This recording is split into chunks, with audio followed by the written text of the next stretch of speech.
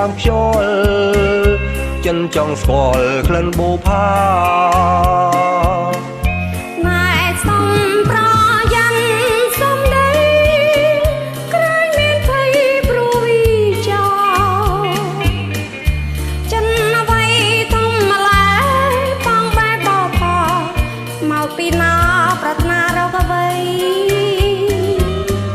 ខ្ញុំសូមទងបើសិនមាន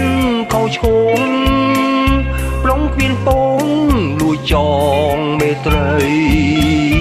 ត្រង់ស្មងពេលបំឡងវ័យសូមប្រណីអត់ទោសផង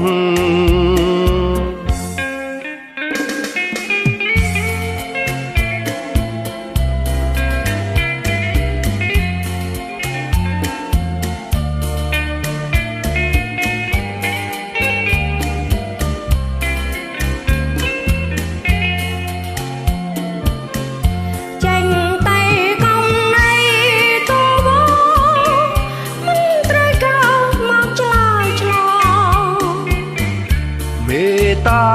សនដងបើមានខុសឆ្គងក៏មកម្ដងប្រយ័ត្នខ្ញុំវីអូ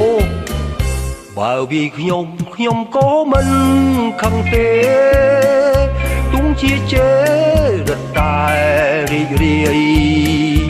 រងតាមបនដើមនាងម្ដាយស្រីណាហ៊ាននិយាយស្រីនឹងគូខ្ញុំ